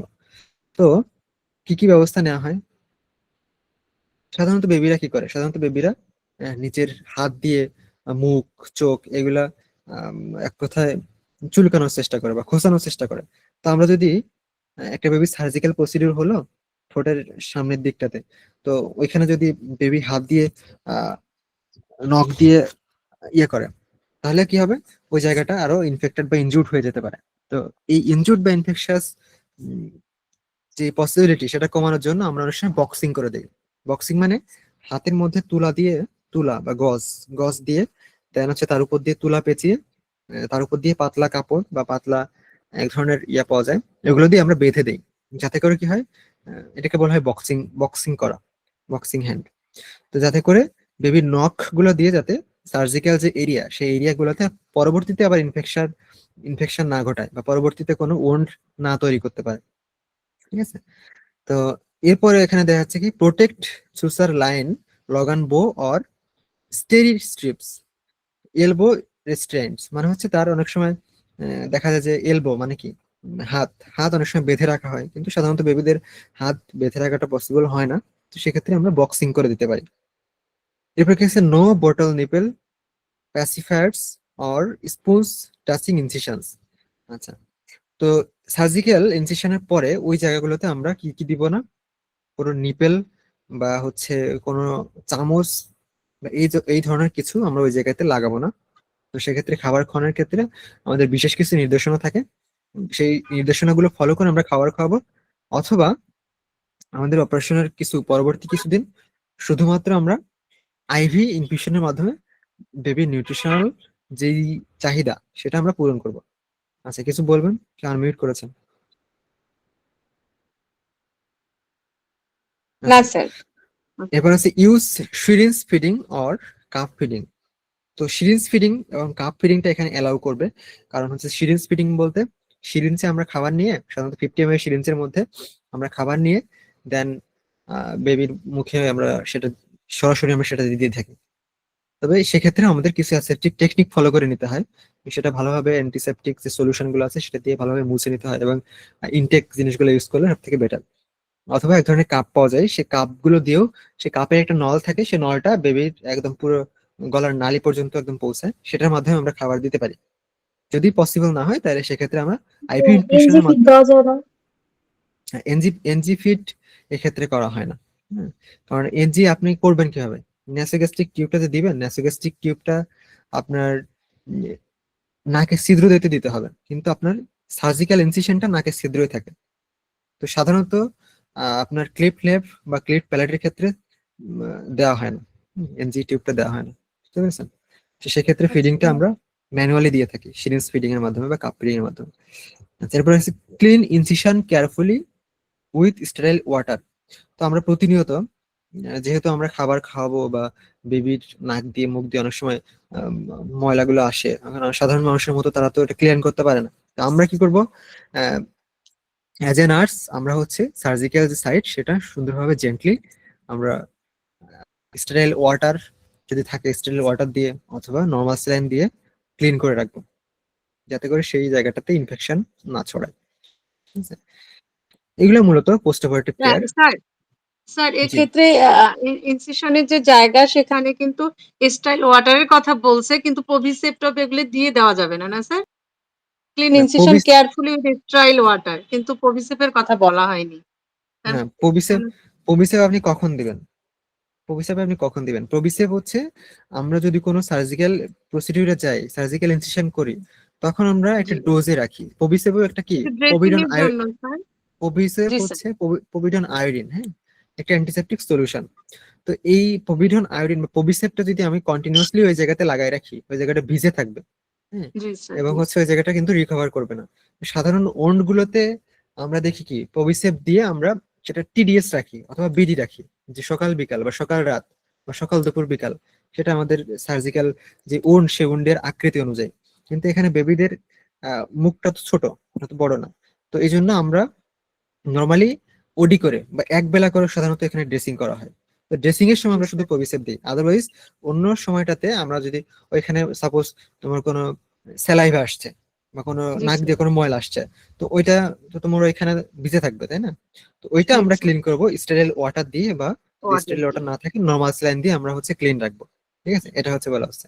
আর আদারওয়াইজ আমাদের অর্ডারেই থাকে যে ওডি করে হচ্ছে ড্রেসিং করতে হবে, বা ওডি করে প্রভিশন আয়োডিন দিয়ে ড্রেসিং করে দিতে হবে, সেটা হচ্ছে আলাদা বিষয়। কিন্তু যদি অর্ডার কন্টিনিউয়াস, থাকে আর কি। হ্যাঁ, অর্ডার থাকবে, এটা যদি না এটা থাকে। কিন্তু ও এখানে স্যার। বিষয়টা হচ্ছে যে আমাদের ওই জায়গাটা ক্লিন রাখতে হবে, সেই ক্লিন রাখার জন্য আমরা স্টেরাইল ওয়াটার ইউজ করবো। ঠিক আছে, ওকে স্যার। ওই জায়গাটা রিকভার করার জন্য আমরা সময় দিব, এক কথা। এরপর হচ্ছে যে আমরা অবশ্যই বেবিকে কি করব, কমফোর্ট জোনে রাখবো।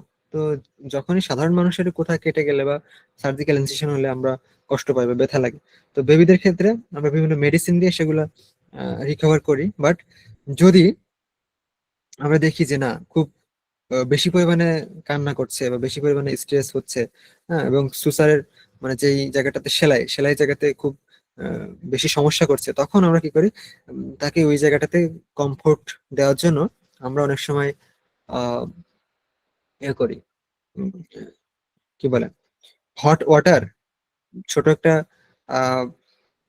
টিউবে হট ওয়াটার নিয়ে এখানে আমরা কম্প্রেস করি, ঠিক আছে, যাতে করে ওই জায়গাটা সে আরাম পায়, বা সে যে পজিশনে থাকতে চায় আমরা সেই পজিশনে রেখে তাকে কি করবো, একটা কমফোর্ট পজিশনে রাখার আমরা সবসময় ট্রাই করবো। এবং যদি দেখি যে না, তাতেও কাজ হচ্ছে না, সে ওই জায়গাটা নিয়ে খুব সেন্সিটিভ এবং প্রচুর ওইটার উপরেই ফোকাস দিচ্ছে, প্রচুর কান্না করছে, সেক্ষেত্রে আমরা দেখবো যে ওই জায়গাতে কোনো ইনফেকশনের সোর্স হচ্ছে কিনা। হ্যাঁ, কারণ ইনফেকশন হলে তখন পেইন বেশি হয়, তো ইনফেকশনের সোর্স হচ্ছে কিনা, এবং পরবর্তীতে ডক্টরকে আমরা ইনফর্ম করবো। সেই অনুযায়ী আমাদের আমাদের যদি অ্যান্টিবায়োটিক সাজেস্ট করে, অ্যান্টিবায়োটিক আমরা দিব। আচ্ছা, ক্লেফট লেপটা হচ্ছে ক্লেফট প্যালেটের মতোই, কিন্তু ক্লেফট লেপ ছিল আমাদের হচ্ছে শুধু ঠোঁটে, আর ক্লেফট প্যালেটটা হচ্ছে আমাদের তালুতে, এক কথায় মুখ গহ্বরের ভিতরে। হ্যাঁ, যে জায়গাতে আহ, আমাদের জিহ্বা উপরের দিকে করলে যে জায়গাতে লাগে, সেই জায়গাটাকে বলা হচ্ছে কি, প্যালেট। ছবি দেখে বোঝা যাচ্ছে, যে জায়গাতে আমাদের জিহ্বা উপরের দিকে করলে যে জায়গাতে লাগে, সেই জায়গাটাকে বলা হচ্ছে তালু বা প্যালেট। তো প্যালেট বা হচ্ছে তালু, এটা হচ্ছে অনেকটা কি, শক্ত এবং উপরে কিছু নরম আবরণ থাকে, কিন্তু জায়গাটা শক্ত। তো যখন কোনো বেবির 8 থেকে 12 সপ্তাহ বয়স হয় কোনো বেবির, তখন এই ক্লেফট প্যালেটটা সাধারণত হয়ে থাকে। তো আমরা নর্মাল প্যালেট আমরা দেখতে পাচ্ছি বাম পাশে, এটা হচ্ছে নর্মালি এরকম ভাবে থাকে। কিন্তু এই জায়গাটাতে যদি সেল ডিভিশনটা ঠিকভাবে না হয়, এটাও কিন্তু কেটে যাওয়া না, এটা কোনো সার্জিক্যাল প্রসিডিউরের পরে বা আগে কেটে যাওয়া কোনো কমপ্লিকেশন না, এটা হচ্ছে এই জায়গাতে সেল ডিভিশনই হয় নাই, যার কারণে এই জায়গাটা ফিউশন হয় না, ফলে পার্শিয়ালি এটা হচ্ছে উম ফাঁকা থাকে, ওই জায়গাটা ফাঁকা থাকে। এই কন্ডিশনটাকে বলা হচ্ছে ক্লেফট প্যালেট। তো ক্লেফট প্যালেটের ক্ষেত্রে আমরা সাধারণত কি কি সমস্যায় ভুগি? এই ক্ষেত্রে একটু আগে একজন বলছিলেন যে এনজি ফিট করানো যাবে কিনা। তো এই ক্ষেত্রে আমরা এনজি ফিট দিতে পারি। কারণ কি? এই ক্ষেত্রে এনজি ফিট দেওয়ার কারণ কি? কারণ হচ্ছে আমাদের নেজাল যেই হোল গুলা, নেজাল যে দুইটা হোল, সেই হোল দুইটা আমাদের মুখের যে হোল থেকে আলাদা থাকে, এই জন্য এনজি ফিট এক্ষেত্রে আমরা দিতে পারি। কারণ হচ্ছে, আরেকটা কারণ হচ্ছে কি, যে এই পেশেন্টদের যাদের ক্লেফট প্যালেট হয়ে থাকে, তারা খাদ্য গলৎকরণ করতে পারে না, দ্যাট মিনস গিলতে পারে না এক কথায়। তো গিলতে পারে না, না পারার কারণে যদি আমরা খাবার দিয়ে থাকি, তাহলে সেই খাবারটা সে কি করবে? গিলতে না পারার কারণে সে খাবারটা সে লাঞ্চের মধ্যে নিয়ে যাবে, নিঃশ্বাসের মাধ্যমে। তো লাঞ্চে গেলে তখন ফার্দার কমপ্লিকেশন গুলো হবে, নিউমোনিয়া বা সামথিং।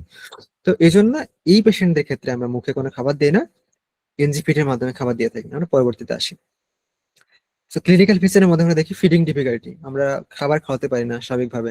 নেজাল রিজার্জিটেশন, মানে নাক দিয়ে সাধারণত আমরা খাবার দিয়ে থাকি এবং ইয়ে করে থাকি, তাদের নিউট্রিশন চাহিদা পূরণ করে থাকি। পুয়ার ওয়েট গেইন, তো এই পেশেন্টদের সাধারণত ওয়েট বাড়তে একটু সময় নেয়, কারণ যেহেতু সে মুখ দিয়ে খেতে পারছে না, নাক দিয়ে আমরা যে খাবারটা দিচ্ছি সেটা তার বডিতে আমরা বুঝতে পারছি না যে আসলে কতটুকু কাজ করছে না করছে। তো এই ক্ষেত্রে ঠিকভাবে ওয়েটটা গেইন হবে না। আচ্ছা, এর আরেকটা সাইড ইফেক্ট হচ্ছে রিকারেন্ট ওটাইটিস মিডিয়া। তো রিকারেন্ট ওটাইটিস মিডিয়া মানে হচ্ছে, ওটাইটিস মিডিয়া কোথায় হয় বলেন তো? কানে স্যার, কানে কানে কানের কোথায়? কানের কোন লেয়ারে লেয়ারে সেটা জানি না, তবে কানে পাস পাস জমে সেটাই নাকি স্যার? হ্যাঁ, middle ear, thank you so much. Middle ear, তো একজন বলছিলেন মিডল ইয়ার, হ্যাঁ। মিডল আমাদের তিনটা পার্ট, হ্যাঁ। আমাদের যারা অ্যানাটমি ফিজিওলজি ভালো করছেন তাদের জন্য সব সাবজেক্টই কিন্তু ইজি হয়ে যায়, দেখছেন? অ্যানাটমি ফিজিওলজি প্রত্যেকটা ক্ষেত্রেই কাজে লাগে। তো আমাদের কানের তিনটা পার্ট থাকে, তো কানের তিনটা পার্ট থাকে, এর একটা হচ্ছে মিডল ইয়ার। তো মিডল ইয়ারে আমাদের তিনটা বোনস থাকে, কি কি থাকে? মেলিয়াস, ইনকাস, আর একটা হচ্ছে স্টেপিস। আচ্ছা বলেন তো দেখি, আমাদের বডির সব থেকে ছোট হাড় কোনটা? Stapes, Stapes। তাহলে এটা কোথায় থাকে?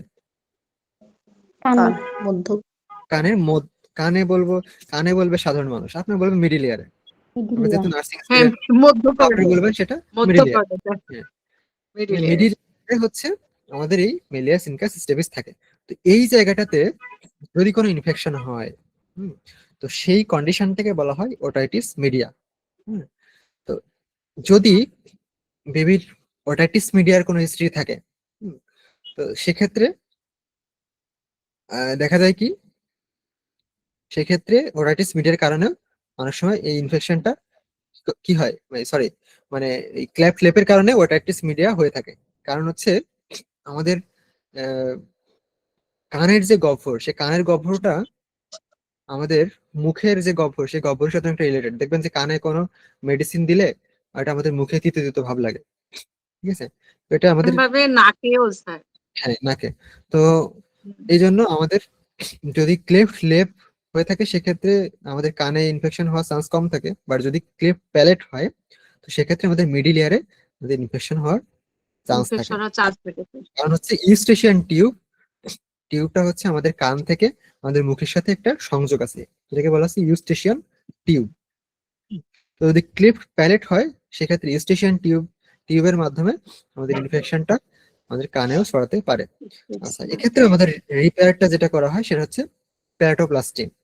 তাহলে আমাদের সার্জিক্যাল রিপেয়ারের নামটা হচ্ছে কি? প্যালাটোপ্লাস্টি। এটা সাধারণত 6 থেকে 12 মাস বয়সে করা হয়। তাহলে আমাদের ক্লিফট লিপটা করা হয় কত মাস বয়সে? 6 থেকে 12 মাস। ক্লিফট লিপ 10 তিন মাস। মাসে 3 মাসে না, লিপ করা হয় 3 Sorry, মাস। sorry, sorry, 10 week, 10 week. 10 10 weeks না স্যার? 10 উইকস, 10 উইকস হলে আমরা বলি যে না করা যাবে, জি স্যার। কিন্তু নরমালি সাধারণত 3 মাসে আমরা করি। ঠিক আছে, নরমালি 3 মাসে করা হয়, বাট সেটা হচ্ছে ইউজুয়ালি যোগ্যতা যে আপনি বলেন। হ্যাঁ আমরা হচ্ছে 10 সপ্তাহের বেশি হলে আমরা বলি যে না সে সার্জিক্যালের জন্য সে যোগ্য। ঠিক আছে, আচ্ছা এখন দেখি যে প্লাটোপ্লাস্টি আমরা সাধারণত 6 থেকে 12 মাসে করে থাকি, এবং হচ্ছে এটা করা হয় speech development, before speech development. কেন? কথা শেখার আগেই আমাদের এই সার্জিক্যাল প্রসিডিউরটা করতে হয়। আদারওয়াইজ যদি আমরা কথা শেখার বয়সে সার্জিক্যাল প্রসিডিউরটা করতে যাই, পরবর্তীতে দেখা যাবে যে ডেভেলপমেন্টের ডিলে হবে। দ্যাট মিনস সে যে বয়সে কথা শেখার কথা সেই বয়সে শিখবে না, এবং পরবর্তীতে বাক প্রতিবন্ধী হওয়ার চান্স থাকে। ঠিক আছে, আচ্ছা এরপর কি আছে প্রি অপারেটিভ কেয়ার। তো এটা প্রি অপারেটিভ এবং পোস্ট অপারেটিভ কেয়ার মোটামুটি সেম, সামথিং ডিফারেন্স আছে লিপ থেকে। তো প্রি অপারেটিভ কেয়ার আছে কি কি? Use special nipple, feed upright, ensure adequate nutrition, monitor for aspiration. তো এগুলো প্রায় সেম। আমরা অবশ্যই তার মাথাটাকে উঁচু করে আমরা খাবার দিব, এবং ফিড আপরাইট, স্পেশাল নিপল দিয়ে আমরা খাবার দিব, একটু আগে যেটা বললাম, এবং ensure adequate nutrition adequate nutrition. হতে হবে। সে প্রচুর পরিমাণে নিউট্রিশন পাচ্ছে কিনা সেটা আমাদের মনিটর করতে হবে। এবং আরেকটা জিনিস মনিটর করতে হবে, খাবার কোনোভাবে আমাদের মুখগহ্বরে না গিয়ে নেজাল গহ্বর বা আমাদের বেবিদের লাঞ্চে যাচ্ছে কিনা, হ্যাঁ তো সেটাও ইন্সপিরেশন হচ্ছে কিনা সেটাও খেয়াল রাখতে হবে। কারণ খাবার দিতে গেলে অনেক সময় স্নিজিং কফিং হয়, তো স্নিজিং কফিং হওয়া মাত্রই আমাদের ফিডিং করানো বা খাবার দেওয়া বন্ধ করে দিতে হবে। এবং সেই আমাদের মনিটর করতে হবে যে আমাদের এয়ারওয়ে টিউব গুলো ঠিক আছে কিনা, এয়ারওয়ে টিউবে খাবার গেছে কিনা, এটা আমাদের মনিটর করতে হবে। এরপরে পোস্ট অপারেটিভ কেয়ার। তো অবশ্যই যেহেতু আমাদের সার্জিক্যাল প্রসিডিউর করতে হবে, তো সার্জিক্যাল প্রসিডিউর পরে আমাদের আগের মতোই এলবো স্টেন করতে হবে। দ্যাট মিনস হাত দিয়ে যাতে ওই জায়গাগুলো নাড়াতে না পারে, বা ওই জায়গাগুলোতে যাতে কাউকে ইনফেকশন না করতে পারে, ইনজুর না করতে পারে। হ্যাঁ, এরপরে হচ্ছে avoid pacifiers, straw and hard foods. তাকে অবশ্যই সার্জিক্যাল প্রসিডিউর পরে শক্ত খাবার বা কোনো স্ট্র মানে কোনো পাইপ জাতীয় জিনিস অনেক সময় দিই না জুস টুস খাওয়ার জন্য, ওইগুলো দেওয়া যাবে না। কোনো প্যাসিফায়ার্স জাতীয় জিনিস এগুলো দেওয়া যাবে না। এরপর আছে ইউজ সফট স্পুন অনলি। আমরা যদি মুখে খাওয়াই সেক্ষেত্রে আমরা সফট স্পুন দিয়ে খাওয়ানো উচিত। আদারওয়াইজ সার্জিক্যাল ওনটা না সারা পর্যন্ত আমাদের নেজোগ্যাস্ট্রিক টিউব ইউজ করে তাকে খাওয়ানো উচিত। আচ্ছা এরপরে আছে কি ওয়াশ ফর ইনফেকশন আর ব্লিডিং। আচ্ছা ফার্দার কোনো ব্লিডিং হচ্ছে কিনা, ওখানে ইনফেকশন হচ্ছে কিনা, বা বেবি খুব জোরে কান্না করছে কিনা, ওই জায়গাতে সে বেশি সেন্সিটিভিটি তার হচ্ছে কিনা, এই জিনিসগুলো আমাদের ফলো করতে হবে, এবং সেই অনুযায়ী আমাদের ডক্টরকে ইনফর্ম করতে হবে। আচ্ছা এলবো কমপ্লিকেশন কিন্তু কেন স্যার হবে? স্যার এলবো বললাম একটু আগে বললাম, ওই যে আমরা আচ্ছা। বক্সিং করি না হাতে, হাত দিয়ে সে একটা বেবি কি করতে পারে, একটা বেবি তো আর ওর তো বুদ্ধি নেই যে আমার ও আচ্ছা এখানে ওকে অপারেশন স্যার। হয়েছে এখানে আমি হাত দিব না। ঠিক আছে, তো আমরা ওই সময় কি বেবি হাতটাকে আমরা অনেক সময় বেঁধে রাখার চেষ্টা করি, আমরা বেঁধে না রেখে আমরা অনেক সময় বক্সিং করে দিই।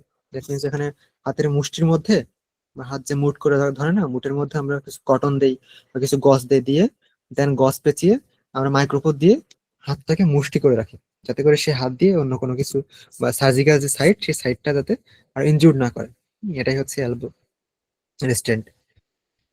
আচ্ছা এরপর আছে কি কমপ্লিকেশন। এর পরবর্তীতে আসলে ক্লেফট লিপ বা ক্লেফট প্যালেট যেসব পেশেন্ট থাকে বা বেবি থাকে তাদের অনেক সময় কথা বলতে দেরি হয়, এবং হচ্ছে ক্লেফট প্যালেট বেবিদের সাধারণত যেহেতু মিডল ইয়ার ইনফেকশন হওয়ার চান্স থাকে, যদি ইনফেকশন হয় সেক্ষেত্রে হিয়ারিং ইস্যু হতে পারে, পরবর্তীতে কানের সমস্যা হতে পারে।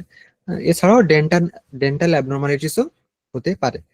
তো ডেন্টাল অ্যাবনর্মালিটিস হলেও এটা পরে রিকভার হয়, যেহেতু নতুন দাঁত উঠলে পরে রিকভার হয়ে যায়, বাট হিয়ারিং ইস্যু যদি হয় এটা স্যার সাধারণত রিকভার অপারেশনের পর হওয়াটা ডিফিকাল্ট।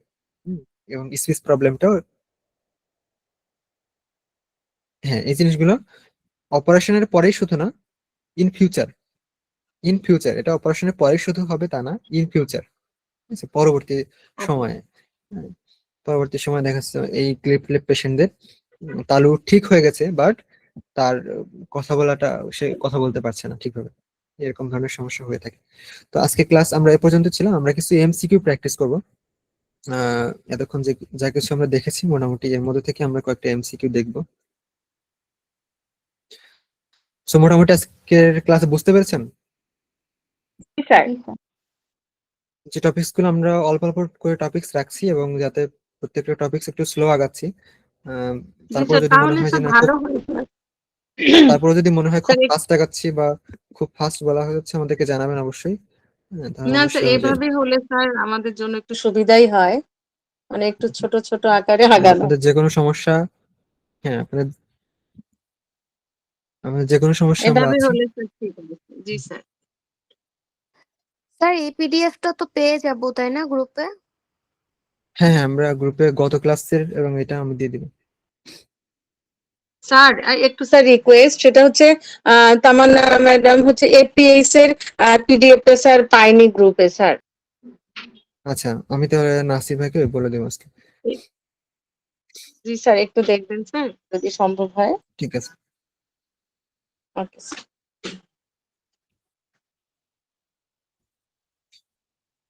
আচ্ছা, আমাদের প্রত্যেকটি ক্লাসের অ্যাটেন্ড থাকবেন সবাই, এবং অ্যাটেন্ড থাকার পাশাপাশি আপনারা ট্রাই করবেন যে ক্লাসে দেখেন পিডিএফ এর বাইরেও আমি কিন্তু অনেক ইনফরমেশন দিয়ে থাকি, এবং শুধু আমি না, আমাদের হৃদয় স্যার অনেক ভালো ইনফরমেশন দিয়ে থাকে। তো এই ইনফরমেশন গুলো কিন্তু পরীক্ষার জন্য খুবই ইম্পর্টেন্ট। তো আপনারা ট্রাই করবেন যে ক্লাস করার পাশাপাশি এই জিনিসগুলো নোট রাখার। তো নোট রাখলে জি আপনাদের স্যার, জন্য এটা আহ সুবিধা একটা স্যার, বাড়তি সুবিধা, অনেক হ্যাঁ সুবিধা। অনেক জি সুবিধা স্যার। হবে। আদারওয়াইজ দেখা যাবে যে পরবর্তীতে আপনারা জিনিসগুলো ভুলে যাচ্ছেন, বা আমাদের যে পিডিএফ এর মধ্যে সবকিছু থাকবে এরকম না, পিডিএফ এর বাইরেও যে জিনিস স্যার এই এখান থেকেও জন্যই অনেক স্যার, সময়। এই যে স্যার এই যে ছোট ছোট টপিক হলে স্যার সবচেয়ে ভালো হয় স্যার, মানে এইভাবে হুম, আজকে যেমন টপিকটা আমরা লিখতেও পারছি, বলার জন্য খুব ভালো হবে, কিন্তু স্যার লং হয়ে গেলে আবার একটু হ্যাঁ স্যার হ্যাঁ। সমস্যা হয়ে যায়।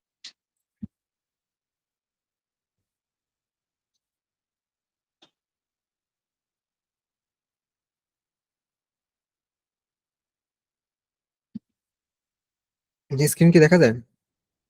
জি স্যার, দেখা যাচ্ছে। স্যার যাচ্ছে কিন্তু স্যার এখন যাচ্ছে স্যার ক্লিয়ার।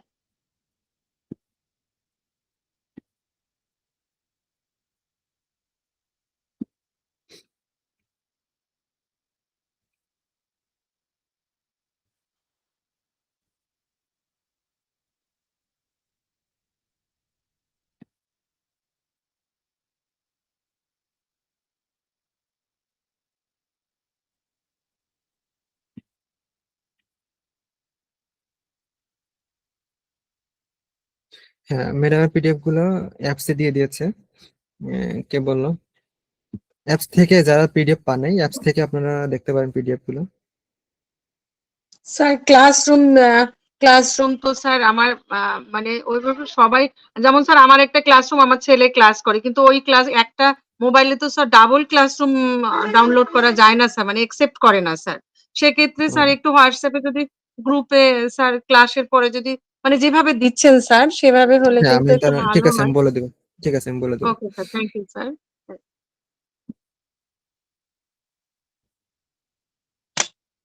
আচ্ছা, এখন আমরা কয়েকটা এমসিকিউ প্র্যাকটিস করব। 17 নম্বর এমসিকিউটা একটু সবাই বলেন। বি হবে স্যার, বি হবে। বি হবে স্যার, বি। আমরা কাইন্ডলি সি। আমরা কাইন্ডলি লেখার ট্রাই করি, হ্যাঁ। নাম্বার দিয়ে আমরা কোশ্চেন নাম্বার দিব, নাম্বার দিয়ে লিখবো, তাহলে আমি সবার ওপিনিয়নটা পাবো। না হলে একজন বলে দিলে বাদ বাকি সবাই ওইটাই বলবে। তো আমরা কাইন্ডলি ট্রাই করব লিখে দেওয়ার। আচ্ছা, ওকে স্যার। আনিশা রহমান লিখেছে C, group B streptococcus.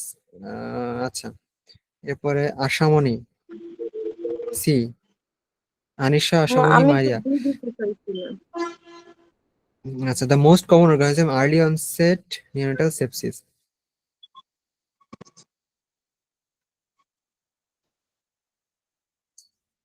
Tapas Chakraborty C, Jharna সাহেব। স্যার আমি সি দিতে আহ, গিয়ে বি দিয়ে ফেলছি স্যার, এখন স্যার ওটা সি হবে সমস্যা স্যার। নাই, আপনারা তাহলে ঠিক আছে, থ্যাংক ইউ। ওকে আমরা 18 নম্বর কোশ্চেনে চলে যাচ্ছি। The first sign of neonatal sepsis open. Sir, C. Neonatal সেপসিসের ফার্স্ট সাইন কি হবে? 18 নম্বর কোশ্চেন।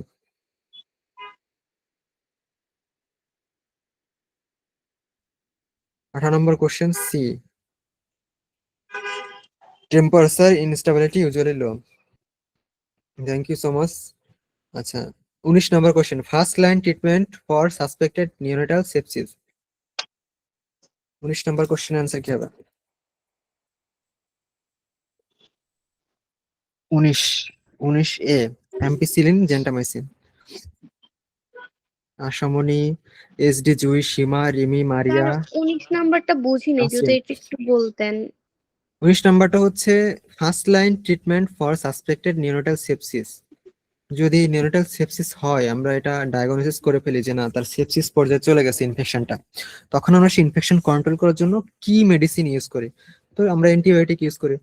তো অ্যান্টিবায়োটিক ইউজ করা হয় সাধারণত ফার্স্ট লাইন ট্রিটমেন্টে আমরা অ্যাম্পিসিলিন বা জেন্টামাইসিন টাইপের অ্যান্টিবায়োটিক বেবিদের ক্ষেত্রে ইউজ করি। ঠিক আছে, এটা আমাদের সেটার মধ্যে ছিল। আচ্ছা, question number 20 number question, prevention of GBS.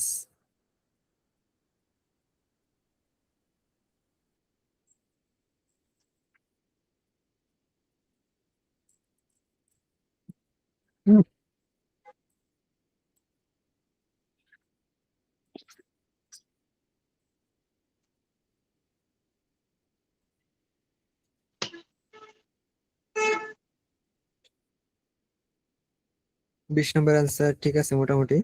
আচ্ছা, ক্লিপ লিপ থেকে আমরা কয়েকটা কোশ্চেন দেখি।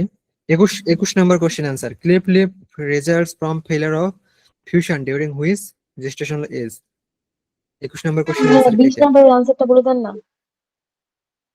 20 নম্বর অ্যান্সার হচ্ছে prevention of GBS infection newborn is done only intrapartum penicillin, B. Sir আমরা 21 বেবি নম্বর। যখন বেবি যখন মাদার হোমের মধ্যে থাকে তখন আমরা পেনিসিলিন দেওয়ার মাধ্যমে, পেনিসিলিন ইনজেকশন, সেটা মায়েরই দেওয়া হয়, পেনিসিলিন দেওয়ার স্যার মাধ্যমে আপনি আমরা বলছেন। কন্ট্রোল করতে পারি। জি স্যার, জি স্যার।